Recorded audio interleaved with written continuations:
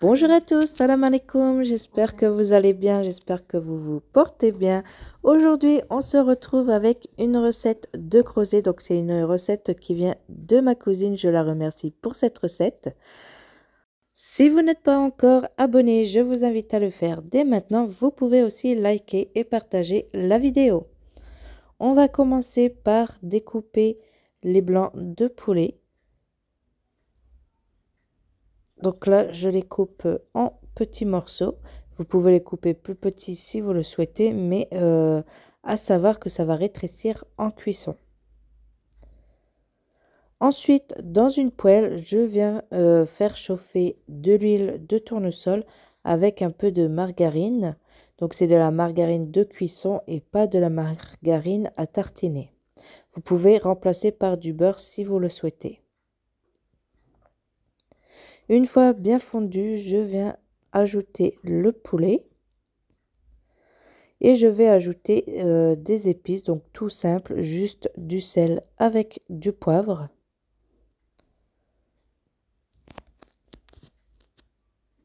Je mélange et ensuite je vais laisser cuire le poulet jusqu'à ce qu'il soit cuit et doré. Pendant ce temps, je viens émincer des échalotes. Vous pouvez bien sûr remplacer par des oignons si vous n'aimez pas les échalotes. Pour la quantité, donc c'est à vous de voir par rapport si vous aimez beaucoup ou pas les échalotes. Moi, j'ai voulu en mettre 4-5, je ne sais plus, juste pour avoir plus de goût. Ensuite, pendant ce temps, donc j'ai fait chauffer l'eau pour faire cuire mes pâtes. Donc, ce sont des crozets qui viennent de la Savoie. C'est une spécialité de la Savoie. Donc, c'est la première fois que j'en faisais. J'ai trouvé que cette marque. Je ne sais pas s'il en existe d'autres.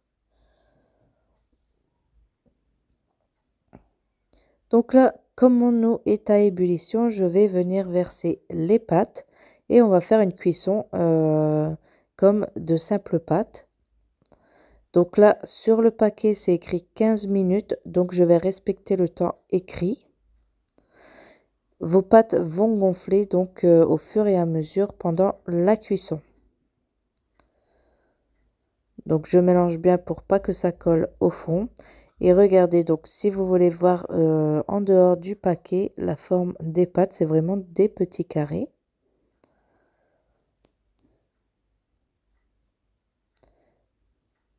Ensuite, une fois que mon poulet est cuit, donc je l'ai laissé légèrement doré. Pour la cuisson du poulet, c'est à vous de voir, vous n'êtes pas obligé de le faire dorer. Vous pouvez l'enlever une fois qu'il est cuit. Donc, je retire le poulet, mais je vais laisser le mélange huile et margarine. On va s'en servir après pour faire cuire les échalotes à l'intérieur.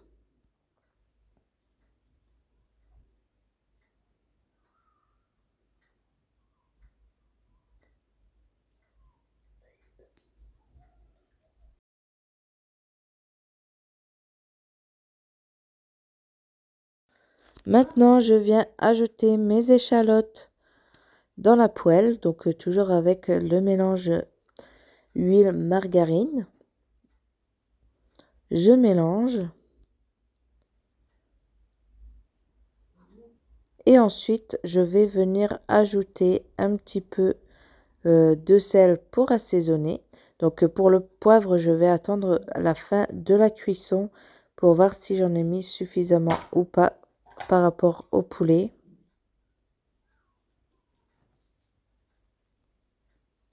Donc toujours mélanger après avoir ajouté des épices.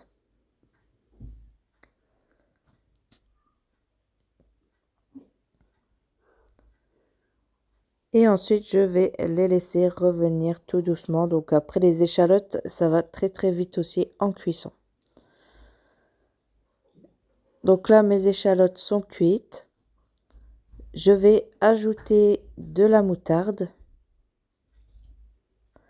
Donc là, la moutarde, c'est selon votre goût. Vous ajoutez 1 à 2 cuillères à café de moutarde. Moi, j'en ai mis 2.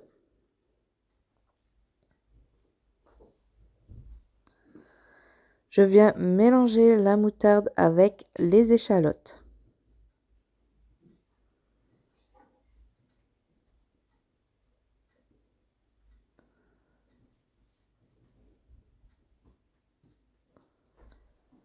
Donc je laisse revenir un petit peu pour retirer un peu le piquant de la moutarde.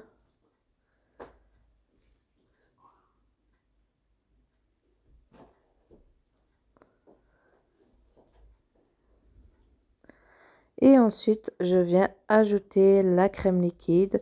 Donc moi, j'ai fait à manger pour 5 ou 6 personnes, je ne sais plus. J'ai mis 2 briques de crème liquide. Donc là, vous me voyez mettre une seule brique, mais par la suite, j'en rajouterai une deuxième que vous ne verrez pas en vidéo.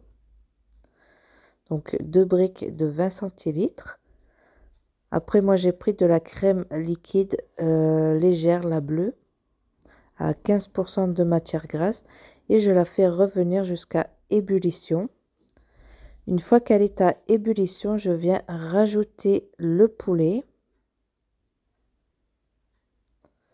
Et je mélange le poulet dans la sauce et voici ce que ça me donne. Une jolie sauce très onctueuse, très bonne. Entre temps, donc là mes pâtes sont cuites. Donc vous voyez, elles ont grossi pendant la cuisson. Là, je vais stopper la cuisson et je vais les égoutter. Une fois égouttées, je viens ajouter la sauce par-dessus et je vais mélanger le tout. Donc moi, je l'ai dégusté sans fromage. Vous pouvez bien sûr ajouter du fromage à l'intérieur.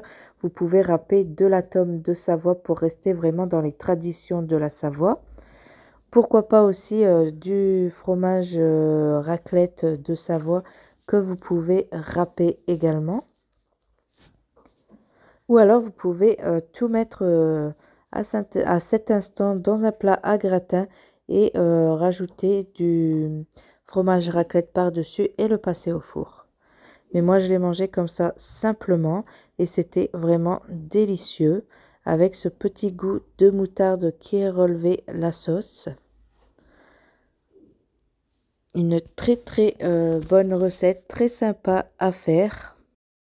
Encore merci à ma cousine de m'avoir fait découvrir cette recette. C'était vraiment la première fois que je faisais des crozets. Je n'avais jamais goûté et c'est vraiment très intéressant à faire.